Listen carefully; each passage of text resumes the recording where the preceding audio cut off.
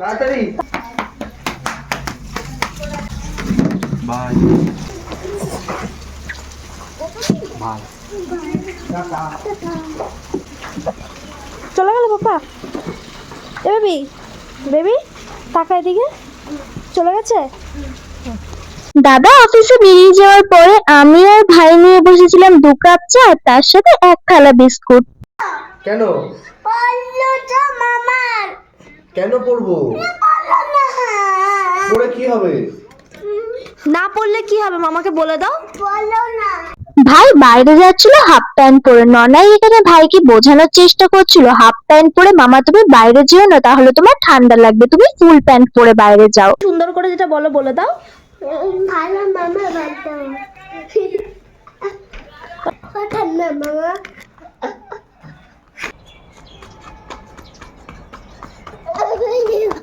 এরপরে আমি বাইরে গিয়েছিলাম দিদি কেচে রাখা কয়েকটা জামা কাপড় মেলতে। এরই মাঝখানে ঘটলো আমার সাথেই সুন্দর ঘটনাটা।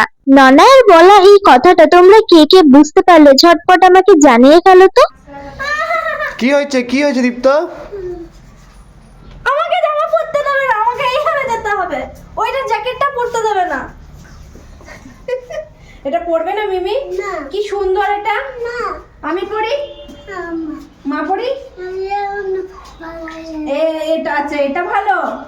ওকে ওকে, এটা পচা দিয়ে দাও। সবাই মিলে এখন আমরা যাচ্ছি ঘুরতে। আমি এই জ্যাকেটটা পরেছিলাম সোয়েটারের উপর থেকে, কিন্তু আমার ননার এই জ্যাকেটটা কিছুতেই পছন্দ হয়নি।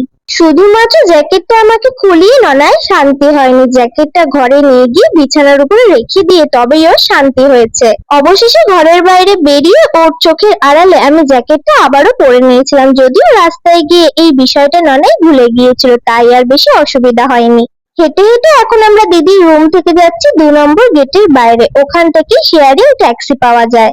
শেয়ারিং ট্যাক্সি ছাড়াও এখান থেকে লোকাল ট্যাক্সিও যায়। আমরা যেহেতু শেয়ারিং ট্যাক্সিটা আগে পেয়ে গেছিলাম তাই ওটাতেই উঠে পড়েছি।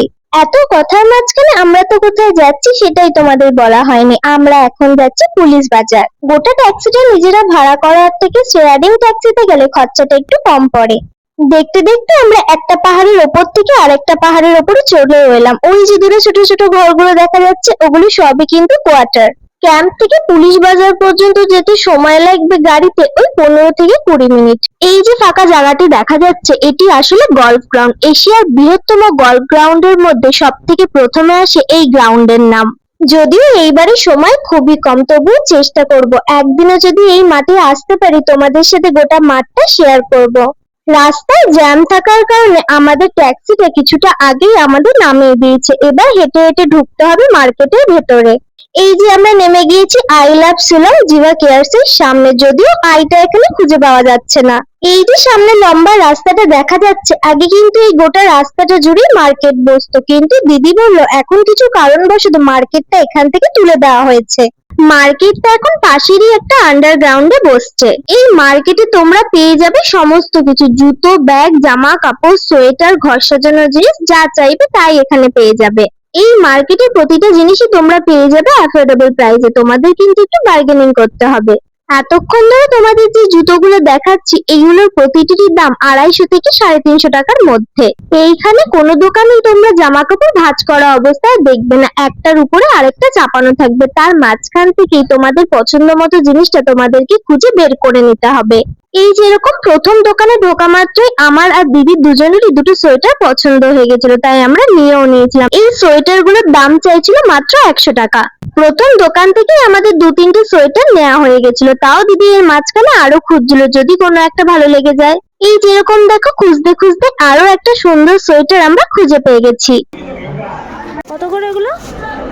100 টাকা।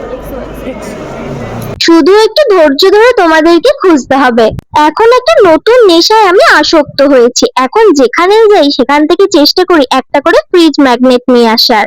আবারও কখনো আসতে পারবো কিনা সেটা জানা নেই, তাই এইবার যখন এসেছি নিজের পছন্দ মতো আমি একটা ফ্রিজ ম্যাগনেট নিয়ে নিয়েছি। জামা কাপড়ের ক্ষেত্রে এখানে বার্গেনিং হয় ঠিকই, কিন্তু এইসব জিনিসের ক্ষেত্রে এখানে কিন্তু কোনো বার্গেনিং চলে না। कितना?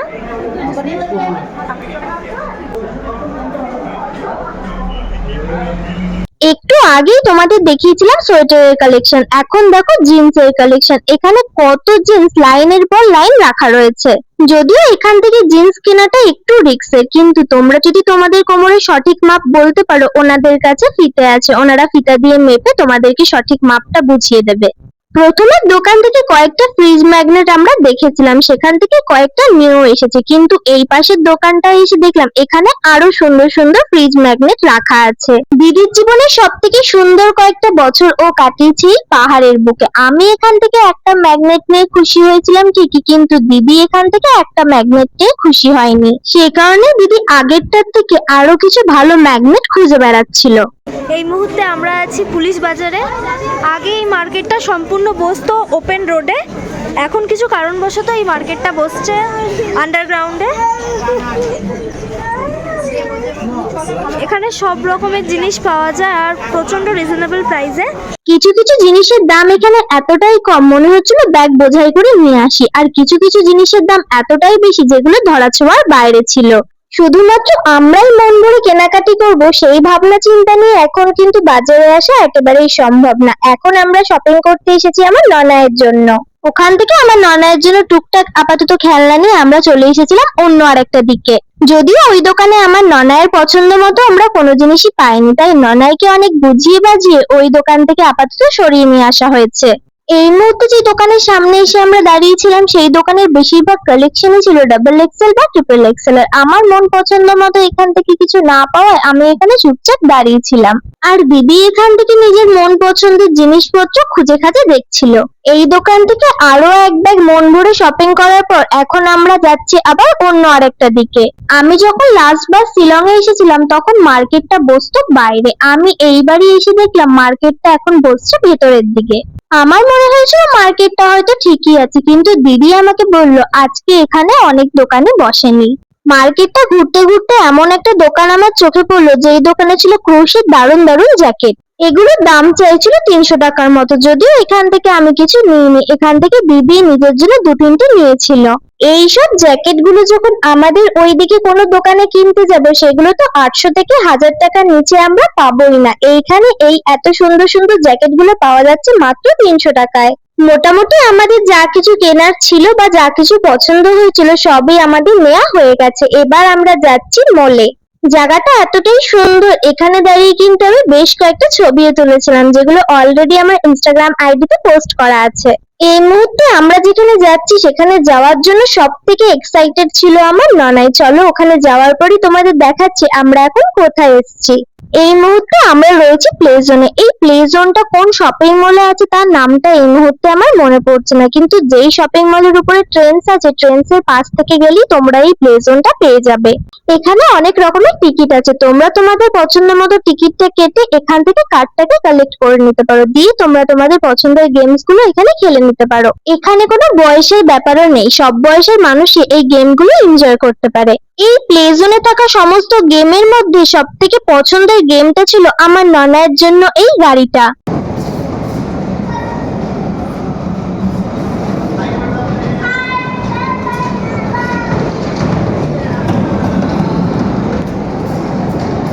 প্রথমে ভাই গাড়িটা বেশ ভালোই চালাচ্ছিল, কিন্তু হঠাৎই কিছু গন্ডগোলের কারণে গাড়িটা একটা জায়গায় দাঁড়িয়ে যায়। ভাই যখন গাড়িটা ওখান থেকে সরাতে যায়, হঠাৎই ঘটে যায় একটা দুর্ঘটনা। গাড়িটা হঠাৎ করে পেছনে গিয়ে প্রচন্ড জোরে ধাক্কা মারে, এই কারণে ননাই আর ভাইয়ের দুজনেরই প্রচন্ড লেগেছিল। এই গাড়িগুলো যেহেতু একটা সময়সীমা থাকে, ভাই চেষ্টা করেছিল ননাইকে আবারও একবার গাড়িতে বসাতে, কিন্তু ও এতটাই ভয় পেয়ে গেছিল ও আর এই গাড়িতে কিছুতেই বসতে চাইছিল না। পরে আমিও একবার গাড়িতে বসে গাড়িটাকে চালাচ্ছিলাম, আমিও যদিও খুব একটা ভালো এই গাড়িটাকে কাবু করতে পারিনি।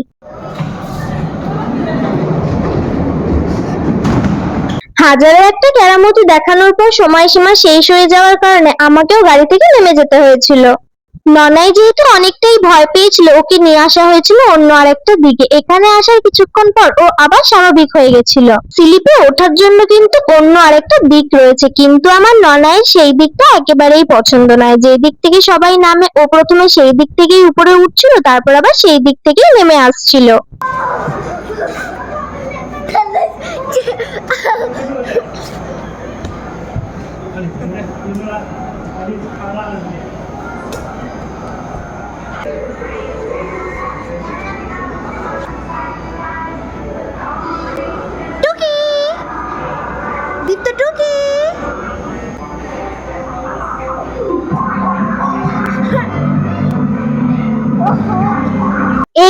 স্লিপটা ছিল 1 থেকে 5 বছরের বাচ্চাদের জন্য। এতক্ষণ পর্যন্ত শুধু এই দিকের হলুদ স্লিপটাতেই আমার ননাই পা রেখেছিল, অবশেষে ওই দিকের লাল স্লিপটা তো একবার আমার ননাই গিয়ে পা রাখলো। অনেকক্ষণ ধরে এক জায়গায় খেলা হয়ে গেছে, তাই ননাইকে নিয়ে যাওয়া হয়েছে অন্য আরেকটা দিকে। ঠিক ঠিক ঠিক ঠিক ঠিক ঠিক ঠিক ঠিক ঠিক ঠিক ঠিক ঠিক ঠিক।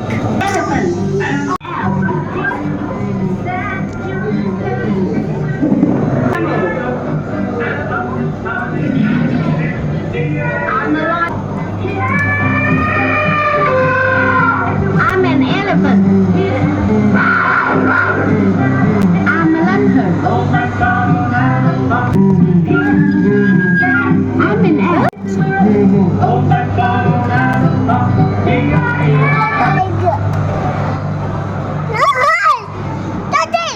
এখানে থাকা প্রত্যেকটা গেম খেলার জন্য আমাদের যে কার্ডটা দেওয়া হয়েছে সেই কার্ডটা দিয়ে প্রত্যেকটা গেম অ্যাক্টিভ করতে হবে।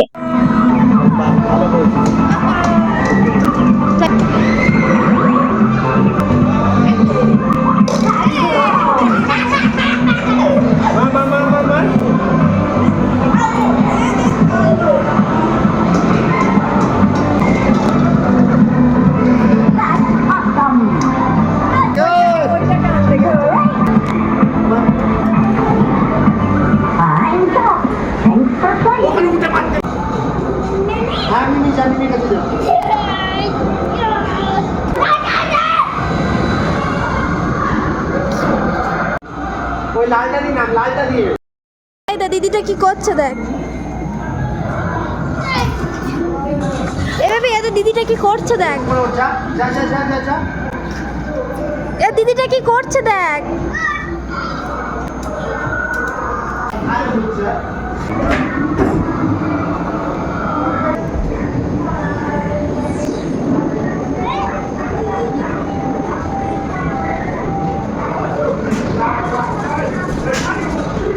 জলদি জলদি। ফাস্ট ফাস্ট দিতো ফাস্ট। টুকি টুকি দিতো come here. Come here baby come here. Come here. ইয়ে ইয়ে এবার এটাতে আসো। ইয়ে। প্রথমবার এখানে যখন ননাইকে আনা হয়েছিল তখনই আমরা বলেছিলাম ওই টানেলের মধ্যে দিয়ে ননাইকে একবার যেতে, কিন্তু ও তখন হয়তো ভয় পাচ্ছিল, তাই ওখান থেকে যেতেও সাহস পায়নি। আর বাচ্চাদের মধ্যে ও এখানে একাই খেলা করছিল। বেরোনোর আগে ভাবলাম আরো একবার এখান থেকে ওকে ঘুরিয়ে নিয়ে যাই, তখন ওর বয়সী আরো একটা বাচ্চা ওখানে খেলা করছিল। ওর বয়সী বললে ভুল হবে, ওর থেকে একটু বড়ই। এতক্ষণ ননাই যেহেতু একা ছিল তাই ও এইসব অ্যাক্টিভিটি গুলো করতে প্রচন্ড ভয় পাচ্ছিল। ওরই বয়সী আরেকজনকে যখন ওই খেলাগুলো খেলতে দেখেছে তখন হয়তো মনেও একটু সাহস পেয়েছে আর ও ওই খেলাগুলো খেলছিল। এখানে কিন্তু আমাদের সারা দিনটা শেষ হয়ে যায়নি, আমাদের সাথে এই দিনকে এমন আরো কিছু ঘটনা ঘটেছিল যেগুলো আমাদেরকে কাঁদিয়ে দিয়েছিল। সেই সমস্ত কিছু যদি এই ভিডিওতে তোমাদের সাথে শেয়ার করতে চাই তাহলে ভিডিওটা অনেকটা বড় হয়ে যাবে, হয়তো তোমাদেরও এত বড় ভিডিও দেখতে ভালো লাগবে না। তাই এই ভিডিওটা এইটুকুই থাক। এই দিনেরই আরেকটা পার্ট আমি তোমাদের সাথে খুব তাড়াতাড়ি শেয়ার করব। আজকের ভিডিওটা তোমাদের কেমন লাগলো কমেন্টের মাধ্যমে আমাকে জানিও, আর ভিডিওটা ভালো লাগলে অবশ্যই একটা লাইক করে দিও। তোমাদের সাথে দেখা হবে নতুন একটা ভিডিওতে খুব তাড়াতাড়ি, ততক্ষণের জন্য টাটা বাই বাই।